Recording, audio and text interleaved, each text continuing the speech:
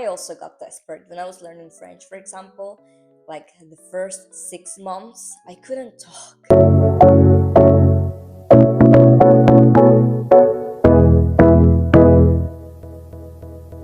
Hello, everybody, and welcome to Multilingual Diaries. My name is Oriana, and today we're going to see how I learned 4 languages. Okay, so let's start with the basics. I'm a Spanish native speaker because I was born and raised in Venezuela, and I've learned English, French, and Italian. So, to start, I'm going to say that I'm making this video to show you that it's possible to learn more than one language and become fluent in those foreign languages, not to brag, okay?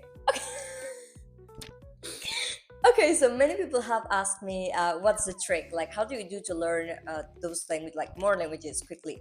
And I wish there was like a formula or something, but actually the trick is to know your method and obviously being constant, but most specifically, learning how like your learning method can work for you specifically, because I can tell you, okay, what works for me, and many people on YouTube and TikTok and many platforms can tell you you have to do this, but actually you have to find what suits you. I've made videos explaining how I learned each language separately, so you can see how I learned English, how I learned French, how I learned Italian. It's very curious because each language has been with a total different method. The only thing that repeats itself is trying to recreate a full immersion experience, and obviously being constant, like introducing the language in your daily life. So there are many methods that people recommend, like putting post-its on the stuff around your house to remember and learn the vocabulary, or maybe using learning apps like Duolingo. Okay, so a quick curious fact that came up to my mind while I was editing the video is that long time ago I did a video on how I did not like Duolingo, and I received like a lot of hate in that video, and then I realized I was communicating the wrong idea because what did not work for me may actually work for you.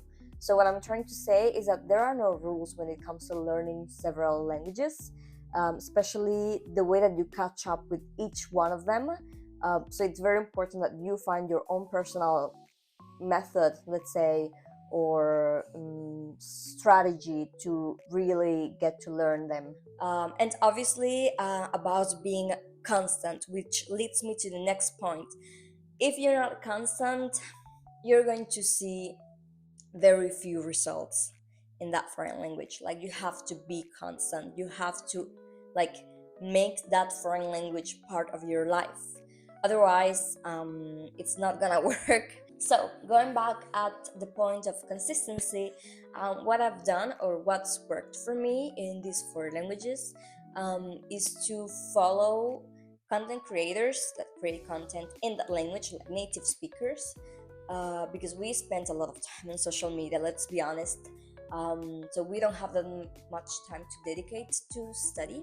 So you can just follow content creators in order to have that listening going on, that reading when they read, when they write the captions and everything. But in addition, what you can do is, obviously the regular things: reading, listening to music, trying to write a diary in that foreign language. That helps a lot because it stimulates the part in which you have to actually get your thoughts into that language.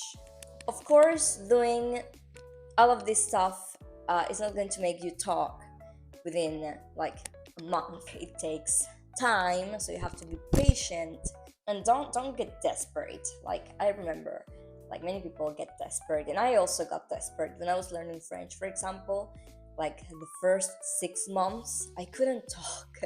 Like, for real, like I just couldn't connect like words in my brain, and I got so confused. But then after studying a lot and just a bit more time, after a year, I was able to actually speak and have a conversation, and it felt so great. Like, it was like, finally I'm getting the results that I wanted. So I had classmates that maybe they started, studying French with me at the same time, and they got to speak way faster than I did. So this is when you have to remind yourself each person's different. Each person is going to catch the language differently, and so you just need to be patient. And then the last part that helped me learn for languages would be having fun. And this may sound strange, but enjoy, making mistakes. Make it normal, because at the beginning we are afraid of making mistakes. We can feel discouraged. And I remember at university when I was learning French, one of our teachers made us repeat bonjour like more than 4 times. Like we had the whole hour of class like repeating how to say bonjour correctly. And he was very strict with pronunciation. Je m'appelle Claude.